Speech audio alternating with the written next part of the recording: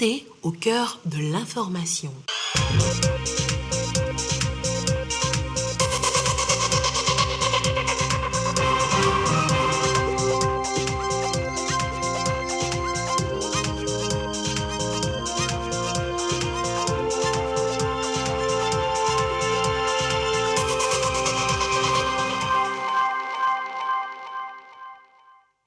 Mesdames, Messieurs, bonsoir et plaisir de vous retrouver pour une nouvelle édition sur votre chaîne. Au sommaire, l'état de la justice togolaise vu et décrypté par Abdoulaye Yaya, président de la Cour suprême. Ce dernier, vous allez l'entendre, rappelle la mission de la justice, celle d'assurer le juste équilibre entre l'intérêt général et la protection des libertés individuelles.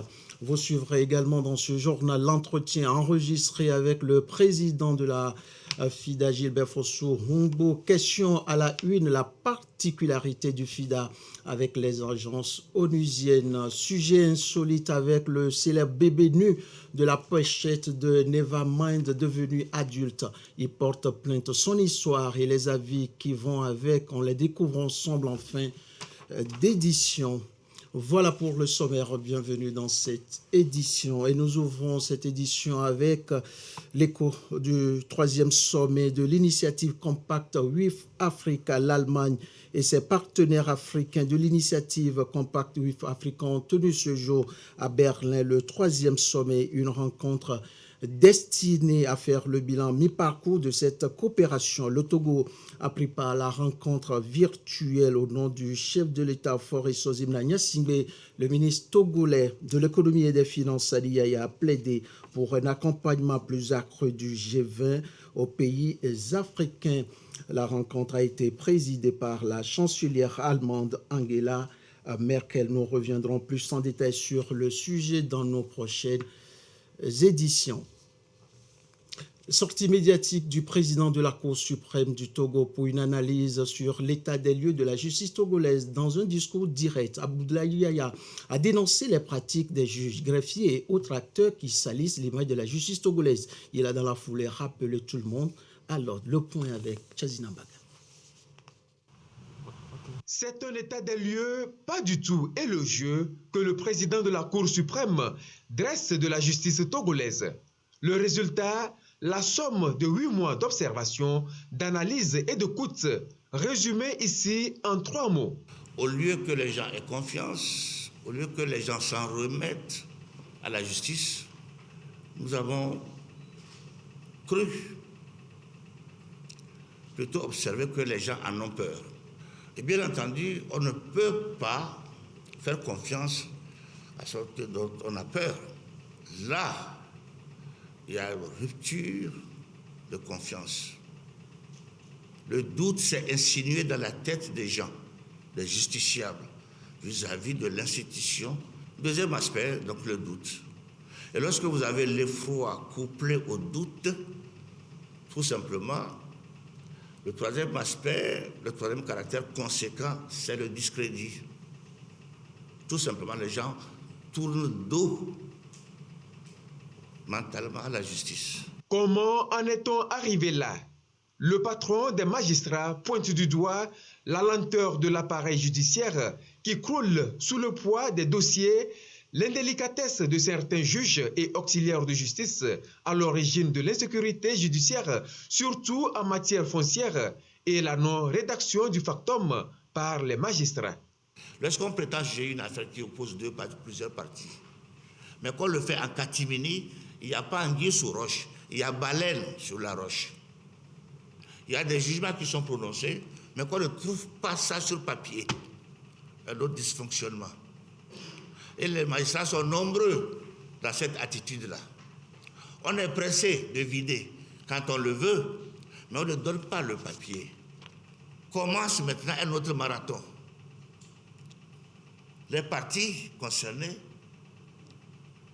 font des va-et-vient et vous avez compris, ces va-et-vient ne sont pas du tout gratuits.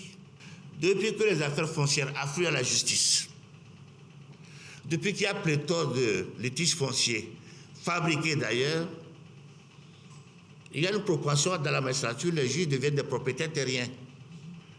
Le juge qui brille par sa connaissance et par son savoir doit également briller par sa tempérance et sa sobriété, surtout par la modestie de son appétit. S'il est gourmand et cupide, eh bien, il n'a pas sa place dans la magistrature. Cette conférence de presse, stratégie de dénonciation intramuros, est une manière pour le président de la Cour suprême de taper du poing sur la table et de siffler la fin de la récréation. Des démarches sont en cours pour changer la donne dans les jours à venir. Il y a surtout la loi qui porte l'organisation judiciaire. La loi là est adoptée. Et c'est ça qui va nous permettre, jusqu'à la fin de cette année, de procéder au redéploiement des magistrats. Ceux qui ont pris racine à un poste, ou ceux qui ne font que butiner de poste en poste, avec cette organisation, eh bien, le problème va se régler. La magistrature est un métier noble. Il est temps de redorer son blason au Togo. Le président de la Cour suprême, de facto président du Conseil supérieur de la magistrature, invite les siens à se ressaisir, à s'inscrire résolument dans le respect de l'éthique et de la déontologie de leur profession afin que la justice au Togo soit juste. Passons maintenant au bilan issu de la collaboration entre l'Agence nationale du volontariat au Togo et les communes. On note aussi un très bon voisinage, d'où l'intérêt de pérenniser les actions de l'ANVT dans les communes du Togo. Le point de la rencontre bilan avec Nestor Mouzou.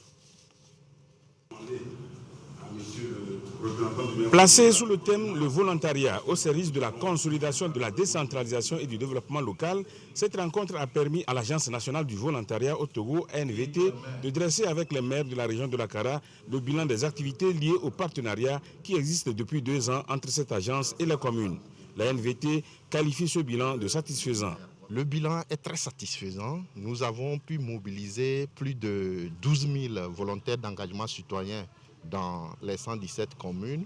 Ils ont fait un travail extraordinaire allant dans le sens de toutes les activités d'intérêt communautaire, allant dans le sens des questions de sensibilisation sur la pandémie où plus de 5 millions de personnes ont été touchées. Et des volontaires ont produit plus de 1 million de litres de savon liquide qui a été distribué aux populations vulnérables. Ils ont également fabriqué des centaines de milliers de masques qui ont été également distribués et ça a permis d'améliorer la qualité du travail et tout ce qui se fait sur le terrain par rapport à cette pandémie également. L'ANVT, c'est un outil innovant au service du développement en utilisant des compétences nationales et voire internationales. Au-delà du bilan, la NVT et les maires de la région de l'Akara ont envisagé des perspectives de sorte à ce que leur travail reflète les espoirs et les attentes des populations. La NVT développe 4 types de volontariat. Le volontariat de compétences dédié aux jeunes diplômés primo-demandeurs d'emploi, le volontariat d'engagement citoyen qui enrôle les jeunes déscolarisés, le volontariat senior et le volontariat international de réciprocité. Le coton, sa production et la protection qui l'accompagne, le sujet était au centre d'une rencontre à Tapamé où les acteurs de terrain ont reçu de nouvelles orientations pour mieux faire leur travail. Reportage de Sylvain Abdou. Ils vont être assistés dans leurs différentes parcelles, les producteurs de coton, non seulement pour adopter de bonnes pratiques culturelles, mais aussi bénéficier au quotidien des orientations sur le terrain pour un bon suivi et respect des itinéraires techniques, surtout en ces périodes où les cultures sont menacées par le phénomène du changement climatique. Pour l'atteinte de cet objectif, la NSCT, Nouvelle Société Cotonnière du Togo, a donc procédé au recrutement de 82 agents de terrain pour mieux se rapprocher des producteurs. Ce sont ces nouveaux agents qui reçoivent ici les outils nécessaires, une formation d'imprégnation pour les amener à mieux s'organiser et à acquérir des méthodes de travail en lien avec la dynamique impulsée par la NSCT avant leur déploiement sur le terrain. Les ATC sont le premier maillon de la chaîne sur le terrain et ils doivent être totalement investis, bien organisés pour pouvoir permettre aux producteurs d'apporter tous les conseils, tout le support, de comprendre les besoins du producteur de coton et pouvoir ensemble, puisque c'est un travail commun, arriver à augmenter ses rendements pour la campagne actuelle et développer la filière coton pour les prochaines années. L'ambition, c'est d'améliorer le rendement à l'hectare et accroître la production. Ces agents ont donc pour mission de collecter des informations relatives au processus de production, relever les difficultés des producteurs pour mieux les accompagner. C'est de s'assurer que le suivi cultural est fait correctement. On est en pleine période de développement du coton, d'attaques parasitaires, donc il faut que les parcelles soient traitées, il faut s'assurer que les traitements soient faits correctement. S'il y a des attaques spécifiques, pouvoir répondre aux attaques spécifiques en informant les producteurs, en informant la NSCT. Donc c'est un travail quotidien qui est fait, de rencontres au quotidien avec les producteurs pour les supporter, leur permettre à la fin d'avoir un rendement correct. À travers ce mécanisme, la NSCT, Nouvelle Société Cotonnière du Togo, veut donc développer une stratégie, celle d'amener les producteurs à accroître les superficies cultivables, destinée à augmenter le rendement et avoir un revenu plus important. Le recrutement de ces 82 agents de terrain ainsi que l'intégration récente de 118 agents dans la société participent donc à la dynamisation des ressources humaines de l'entreprise et témoignent de la concrétisation des investissements dans le contexte de la transformation de la société. La suite de cette édition avec les actions du FIDA, institution financière internationale et organisme spécialisé des Nations Unies. Le FIDA est le centre névralgique des Nations Unies pour l'alimentation et l'agriculture. Les zones rurales sont au cœur des activités du FIDA et le FIDA joue un rôle important dans la transformation agricole au Togo. Ces actions ici et maintenant avec Yata Aratem. Organisation internationale de développement spécialisée qui se consacre exclusivement à la transformation de l'agriculture, de l'économie rurale et des systèmes alimentaires. Le Fonds international pour le développement agricole FIDA cible les zones les plus reculées afin de les aider à accroître leur productivité et accéder au marché, créer des emplois et augmenter le revenu des producteurs. Pour l'institution onusienne dirigée par Gilbert Fossouhumbo, il est question de renforcer les réformes entreprises et d'intensifier l'investissement dans le secteur privé. Aujourd'hui, selon le président du FIDA, 20 millions de personnes chaque année augmentent leurs revenus d'au moins 20% grâce au financement du FIDA. Il faut consolider cette trajectoire afin qu'elle soit irréversible. L'Afrique subsaharienne représente à elle seule 45% des activités du FIDA. Le FIDA fait de l'agriculture rurale une priorité. Dans ce sens, la production agricole doit être améliorée, respectueuse de l'environnement. Elle doit donner lieu à une alimentation saine et assurer aux producteurs un revenu décent. Le FIDA est fortement impliqué dans la transformation de l'agriculture togolaise afin qu'elle soit le moteur de la croissance économique. Et comme annoncé en début de cette édition, de passage à Lomé, le président du FIDA, Gilbert Fossouhumbo, s'est prêté à nos questions dans un entretien enregistré avec Gerson Dovo. D'abord, ce qui fait la particularité du FIDA avec les autres agences onusiennes. Suivez plutôt. Le FIDA, le Fonds international pour le développement agricole, est une institution financière, tout comme la Banque mondiale, tout comme la Banque africaine de développement. Donc, notre première vocation, c'est d'accorder des prêts, évidemment, très, très, très concessionnels, visant surtout et pratiquement à 100% les populations rurales. Et toute notre activité sont les populations rurales et nous visons les communautés les plus pauvres. De ce point de vue, c'est une institution financière, en même temps, c'est une agence onusienne. Donc, on a cette particularité d'être à cheval entre l'Organisation des Nations Unies et les institutions financières de Bretton Woods. Si on revient à vos objectifs premiers, c'est la lutte contre la faim, la pauvreté. Monsieur le Président, comment est-ce que cette lutte-là se décline dans le quotidien des populations au niveau du FIDA? Voilà, écoutez, ça vaut la peine très rapidement de rappeler que le FIDA a été créé en 1977, ça fait 40-43 ans que nous existons. Et au fait, c'est suite à la première crise alimentaire, où est-ce que les prix des denrées alimentaires avaient été en crise. Et suite à la question de la formation, de la création de l'OPEP et donc les prix des produits pétroliers qui ont entraîné une flambée des prix agricoles. Pourquoi je dis cela? C'est très, très intéressant de faire le lien avec la crise que nous avons vue d'aujourd'hui et de 2008. Et donc, ce que nous faisons, nous accordons d'abord, nous mobilisons des ressources auprès des grands donateurs et nous les transformons en prêts concessionnels aux États. Nous signons les prêts avec le gouvernement mais pour des projets destinés, comme je le disais tout à l'heure, aux populations rurales. Évidemment, le remboursement ne se fait pas par les populations, mais par le gouvernement.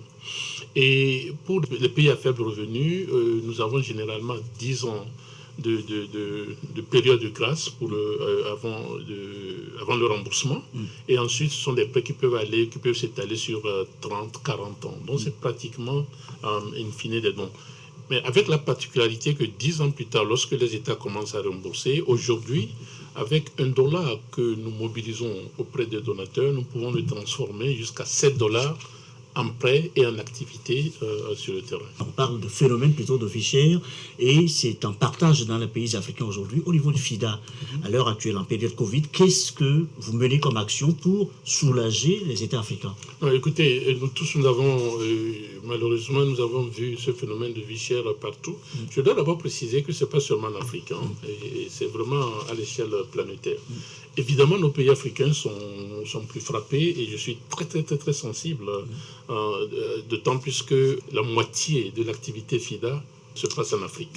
Donc, ce que nous avons fait, nous avons offert aux États la possibilité de modifier les projets en cours pour répondre aux besoins les plus pressants liés à la question des vie chères. Et liés aussi, évidemment, nous ne devons pas imposer notre volonté aux États. Concrètement, ça veut dire que le Togo peut décider sur nous avons 3 projets, peut décider que pour ces projets qui étaient initialement destinés à financer peut-être des jeunes dans le cacao, disons, on peut modifier ce projet et dire qu'on va prendre une partie de ces ressources pour acheter les engrais, puisque le problème qui se pose, c'est peut-être un problème d'engrais. Et voilà. Donc vous êtes dans le réajustement. Vous, d'ailleurs, Monsieur le Premier ministre, je vais vous appeler comme ça, puisque vous êtes togolais, vous êtes né ici, vous avez grandi en milieu rural, vous connaissez très bien nos réalités.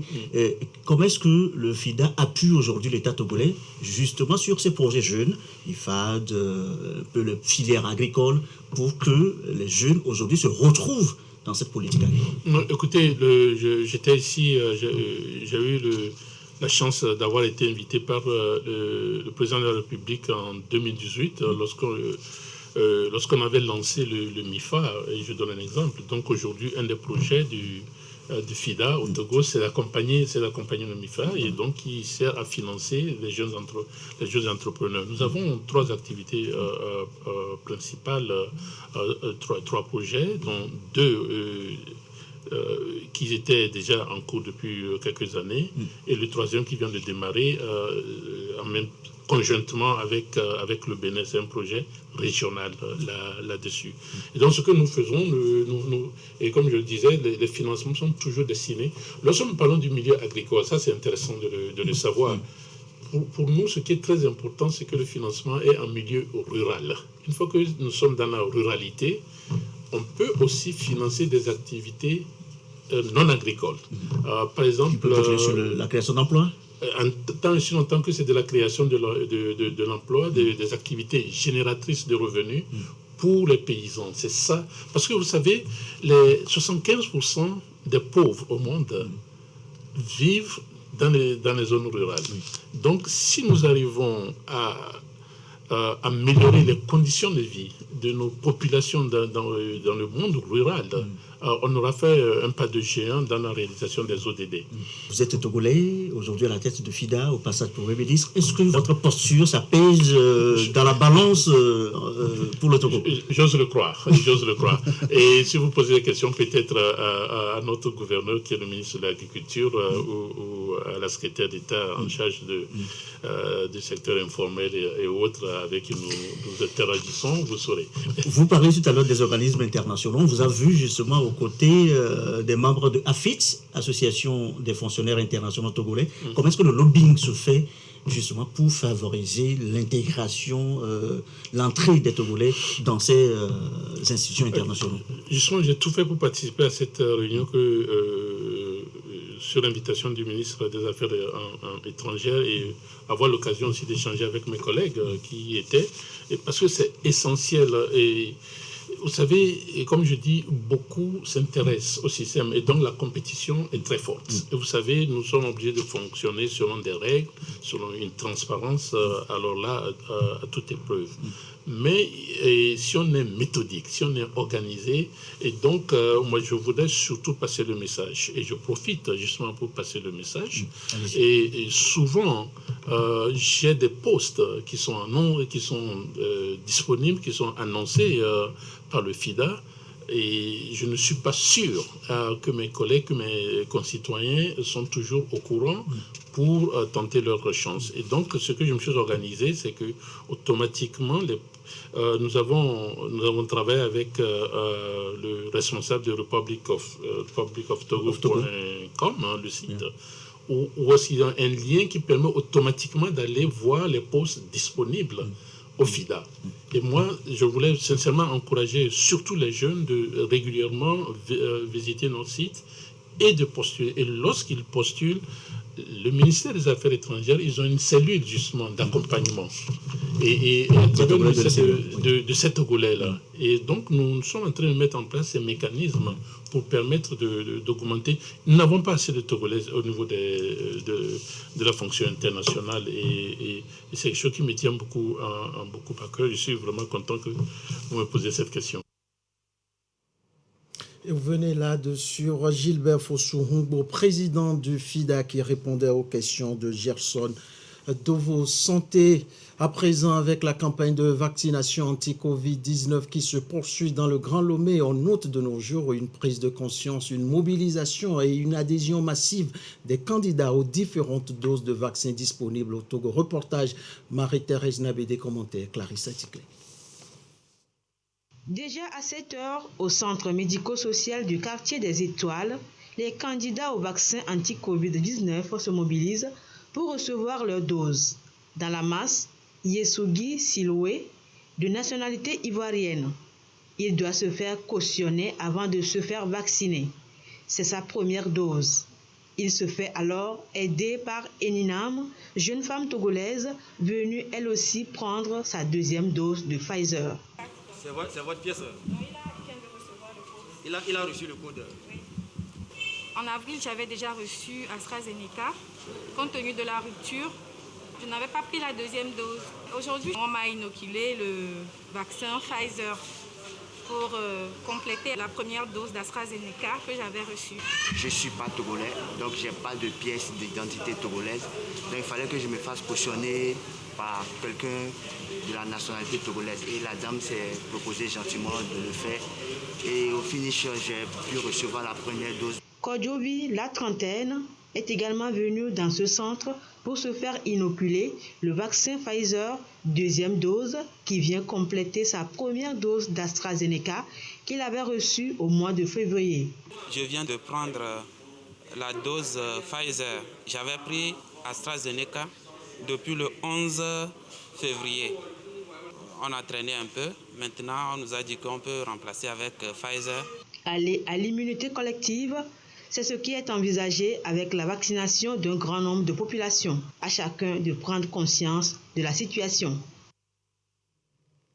Le point à présent de la situation au nouveau coronavirus au Togo à ce jour du vendredi 27 août 2021. La situation se présente comme suit. Le nombre de cas confirmés est de 20 698. 181 nouveaux cas depuis hier. Le nombre de personnes guéries est de 16 481, 84 nouveaux guéris depuis hier. Le nombre de cas actifs est de 4040. Le nombre de décès de 177. 2 nouveaux décès depuis hier chez des personnes non vaccinées porteuses de comorbidité. Situation rendue publique ce jour par le ministre de la Santé, de l'Hygiène publique et de l'Accès universel aux soins, professeur Moussa Famijiawa. La jeunesse africaine et sa dépendance à la drogue, un phénomène qui refait surface malgré les multiples tentatives des gouvernants pour mettre fin à la pratique. En RD, où nous nous rendons, les jeunes trouvent d'autres moyens pour satisfaire leur envie. Regardez. Le lieu est isolé dans le quartier Kingawa, commune de Limete. À l'abri des regards, les toxicomanes s'y retrouvent et ils sont de plus en plus nombreux sous l'effet d'un nouveau produit artisanal et destructeur, la bombée. Pour cela, il faut se procurer une poudre issue des pots d'échappement des véhicules et la mélanger à un médicament destiné à donner de l'appétit. L'effet est ravageur. Bomber c'est bien, mais ça nous fait nous gratter le corps. Ça nous détruit aussi. Je suis désolée car la plupart d'entre nous bavent tout en dormant, debout en public, sous l'effet de bomber. L'action de la bombée est foudroyante. Une torpeur saisit les usagers. Ils dorment littéralement debout. Un véritable problème de sécurité publique pour le professeur Raoul Kienge, qui pointe en particulier les risques d'accidents sur la chaussée. On ne peut pas les laisser continuer à consommer cette drogue. D'ailleurs, comment est-ce qu'on l'obtient ? Il faudrait étudier ces phénomènes-là pour pouvoir fermer éventuellement les circuits. Et au regard des effets de cette drogue, on peut vraiment avoir des inquiétudes sérieuses sur ce que va être la jeunesse de ce pays. Mais pour le moment, le médicament est toujours disponible en pharmacie et les mécaniciens de Kinshasa témoignent candidement de l'intérêt des dealers pour les vieux pots d'échappement. Ça, c'est le tuyau d'échappement. Les vendeurs demandent souvent aux mécaniciens d'ouvrir le silencieux pour qu'ils prennent les résidus du catalyseur. C'est ainsi qu'au prix très modeste de 2500 francs congolais la dose, soit à peine plus d'€1, la bombée étend son emprise sur la jeunesse pauvre et abandonnée de Kinshasa. L'ampleur de la consommation commence à inquiéter les autorités, mais ceux qui sont aux marges de la société trouvent toujours des artifices pour oublier leur situation. Et c'est communiqué avant de poursuivre cette édition du mercredi 25 au vendredi 27 août 2021. En exécution des réquisitions des autorités judiciaires compétentes, les forces de défense et de sécurité ont procédé des opérations de contrôle de certaines localités des préfectures de Yoto, Moemo, Wawa et d'Anyi. Ces opérations de prévention et de lutte contre la criminalité sous toutes ses formes s'inscrivent dans le cadre de l'amélioration du climat de sécurité et de protection des populations et de leurs biens sur notre territoire face à la montée des nouvelles menaces sécuritaires. Elles ont consisté en des actions de bouclage, de contrôle d'identité et de visites domiciliaires qui se sont déroulées sans incident et dans le respect scrupuleux des tests en vigueur. Dans les localités visitées, les opérations ont permis, entre autres, d'interpeller 5 personnes suspectes et de saisir 17 motos sans pièces justificatives afférentes. À l'occasion de ces opérations, des actions civilo-militaires dont des consultations médicales gratuites et la distribution de masques de protection anti-Covid ont été réalisées au profit des populations. Les personnes interpellées et les objets saisis sont confiés à la gendarmerie nationale pour des besoins d'enquête. Le ministre de la Sécurité et de la Protection civile remercie les populations des localités concernées pour leur compréhension et leur collaboration. Il invite l'ensemble de la population togolaise à rester vigilante et à participer en cas de besoin aux côtés des forces de défense et de sécurité à ces actions de prévention et de lutte contre la criminalité afin de préserver, consolider la paix et la sécurité dans notre pays. Communiqué signé par le ministre de la Sécurité, le général de brigade Damram Yark.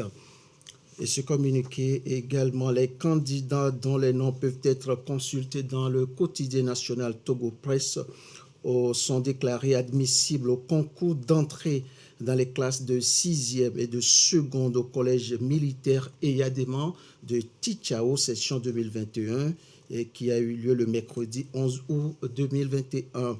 À cet effet, ils sont priés de se présenter le mercredi 1er septembre 2021 au centre hospitalier des armées de Lomé ou au centre médical des armées du régiment parachutiste commando pour la visite médicale d'aptitude.